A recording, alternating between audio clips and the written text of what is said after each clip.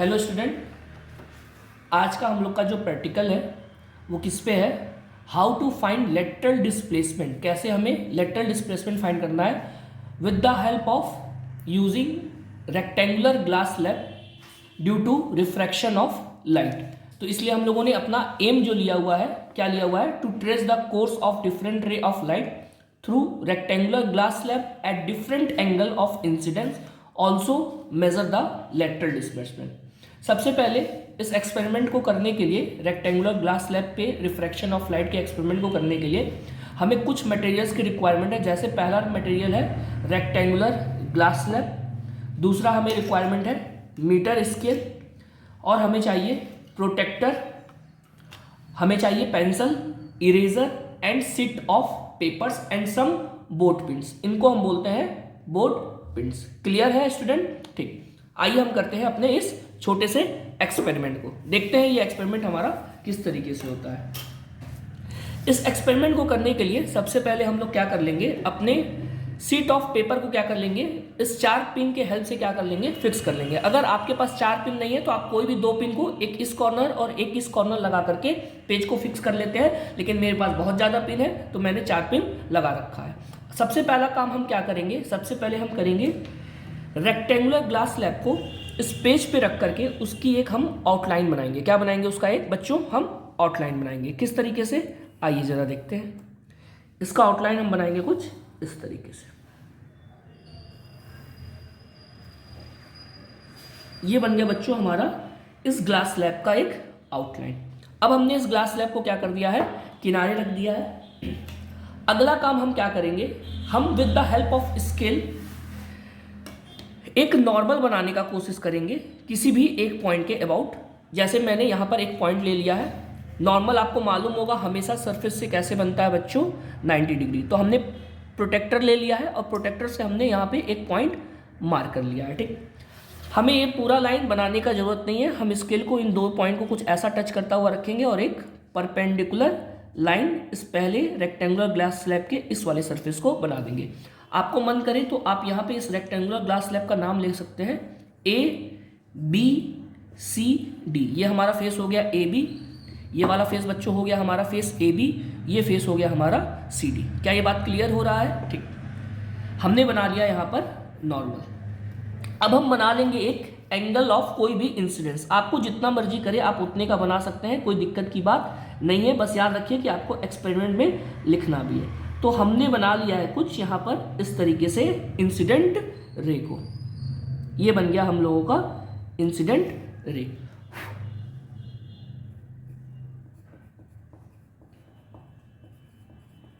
आइए इस incident ray का जो नॉर्मल के साथ एंगल ऑफ इंसिडेंस जो बन रहा है, इसको हम बोलते हैं एंगल ऑफ इंसिडेंस। इसको मेजर करते हैं।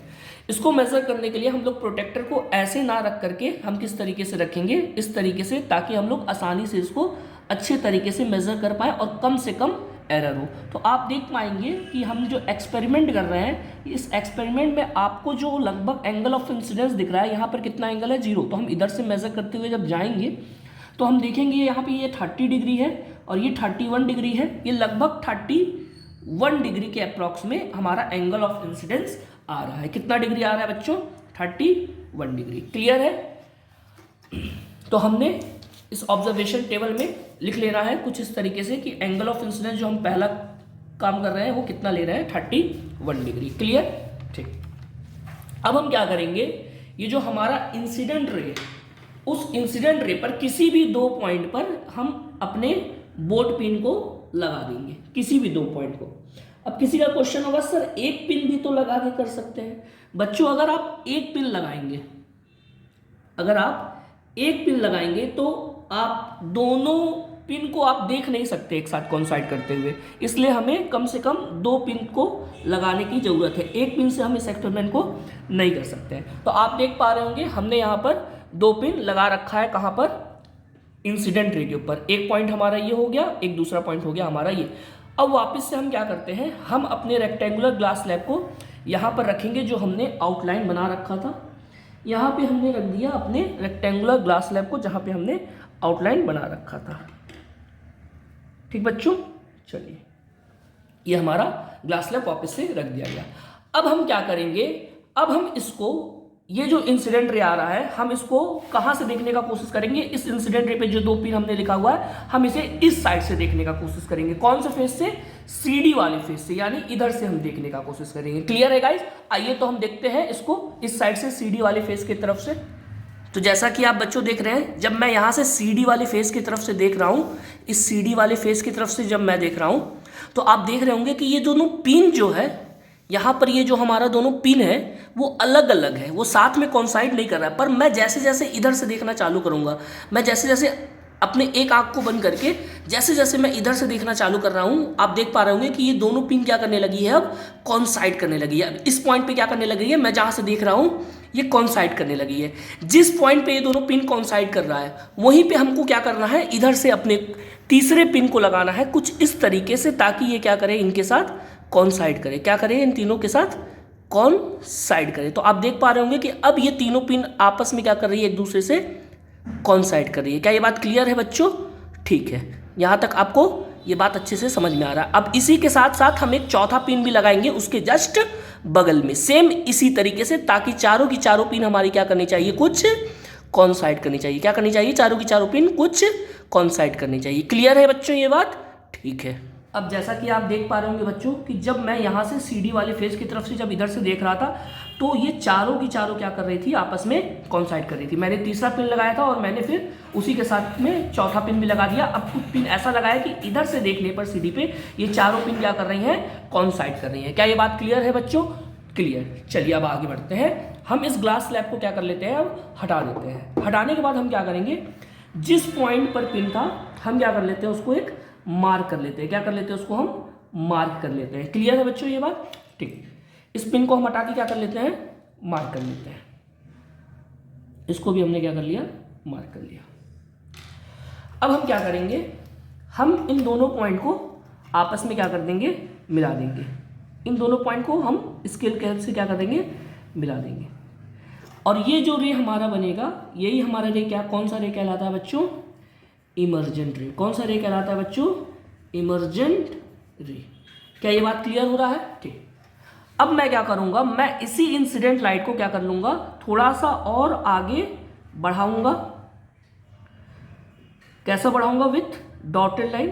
तो मेरे ख्याल से अब आप देख पा रहे होंगे कि ये इमर्जेंट रे और इंसिडेंट रे जो यहां जानी चाहिए थी, वो दोनों लगभग एक दूसरे के क्या है, पैरेलल है। क्या ये बात क्लियर हो रहा है?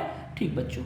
अब मैं क्या करूंगा, ये इमर्जेंट रे जो ग्लास स्लैब से निकल के जा रहा था, मैं वापस से यहाँ पे क्या बना लूंगा, एक नॉर्मल बनाऊंगा। और नॉर्मल बच्चों कैसा होता है, हमेशा 90 डिग्री। तो मैं प्रोटेक्टर के हेल्प से यहाँ पे बना लेता हूँ 90 डिग्री। यहाँ पे मैंने रख दिया है प्रोटेक्टर, यहाँ पे मैंने मार्क किया एक पॉइंट, और मुझे मिल गया ये 90 डिग्री नॉर्मल इस सरफेस के लिए बच्चों। ठीक। आइए अब मैं क्या करता हूँ, मैं इस पॉइंट का कुछ नाम दे देता हूँ O, और इस पॉइंट का नाम दे देता हूँ P, और मैं इस O पॉइंट और P पॉइंट को क्या कर लूँगा, मिला दूंगा। और ये हमारा क्या कहलाएगा, रिफ्रैक्टेड रे। कौन सा रे कहलाएगा बच्चों, ये हमारा कहलाएगा रिफ्रैक्टेड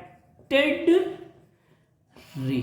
आइए हम मेजर करते हैं अब अपने एंगल ऑफ इमर्जेंस को। एंगल ऑफ इमर्जेंस को हम कहाँ से मेजर करेंगे बच्चों, इस तरीके से मत करिएगा, आप कुछ ऐसा रखिएगा कि एंगल 0 डिग्री कहाँ पे आ रहा हो, इस साइड में नॉर्मल पे आ रहा हो। तो आप यहाँ से देखेंगे एंगल 0 डिग्री को जब, तो यहाँ से देखिए एंगल लगभग कितना आ रहा है, लगभग बच्चों, इसको मैं थोड़ा और सही कर लेता हूँ। हाँ, अब ये हो गया सही। ये लगभग कितना आ रहा है, अबाउट 30 डिग्री के आसपास आ रहा है। कितना आ रहा है बच्चों, 30 डिग्री के आसपास आ रहा है। लगभग मैं बोल सकता हूँ ये भी 31 डिग्री की, क्योंकि आपको मालूम है कि ये एंगल ऑफ इंसिडेंस भी लगभग कितना था, 30 और 31 के कहीं बीच में था। तो मैंने 31 लिया है, और मैंने इसको भी क्या ले लिया, 31, क्योंकि हमें मालूम है ग्लास स्लैब में अगर दोनों ग्लास स्लैब के दोनों तरफ मीडियम सेम हो, जैसे कि यहाँ पर क्या है एयर और इधर भी क्या है एयर, तो दोनों तरफ अगर एयर हो तो एंगल ऑफ इंसिडेंस बराबर होता है बच्चों एंगल ऑफ इमर्जेंस के, जो कि हम लोग का कितना आ रहा है, 31 डिग्री। वो 1 डिग्री या 0.5 डिग्री का डिफरेंस इसलिए आ रहा है कि हो सकता है कुछ एक्सपेरिमेंटल एरर हो। अब हम मेजर करते हैं angle of refraction. Angle of refraction मेरे ख्याल से यही होगा। आइए मेजर करके देखते हैं। इसको भी मेजर करने के लिए हम क्या करेंगे, अपने कंपास को कुछ इस तरीके से रखेंगे। रख दिया है मैंने, जरा देखिए यहाँ पे।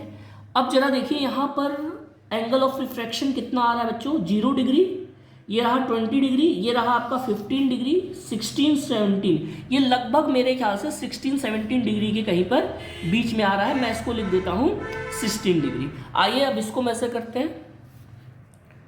इसको मेजर करने के लिए हम लोग कहाँ से देखेंगे बच्चों, वापस से इधर से देखेंगे।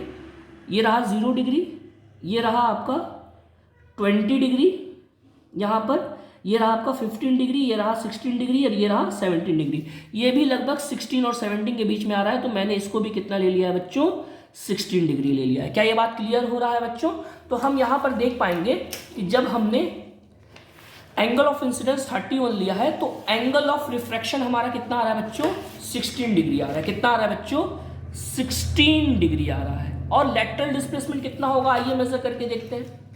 लेटरल डिस्प्लेसमेंट क्या होता है, परपेंडिकुलर डिस्टेंस बिटवीन इमर्जेंट रे एंड इंसिडेंट रे। जरा देखिए कितना आ रहा है, ये हम लोग का आ रहा है अबाउट 1.5 सेंटीमीटर के लगभग में। तो हमारा लेटरल डिस्प्लेसमेंट कितना हो जाता है बच्चों, 1.5 सेंटीमीटर। क्लियर है ये बात? अब इसी तरीके से आप अलग अलग एंगल ऑफ इंसिडेंस के लिए, जैसे मैंने यहाँ पे 31 लिया है, सेम एक्सपेरिमेंट आप कर सकते हैं इसी तरीके से अलग अलग एंगल ऑफ इंसिडेंस को लेकर के। आप एक बार 40 डिग्री ले लीजिए, एक बार 45 डिग्री ले लीजिए। आप इस तरीके से एंगल ऑफ रिफ्रैक्शन निकाल लेंगे, फिर लेटरल डिस्प्लेसमेंट निकाल सकते हैं। क्लियर है बच्चों?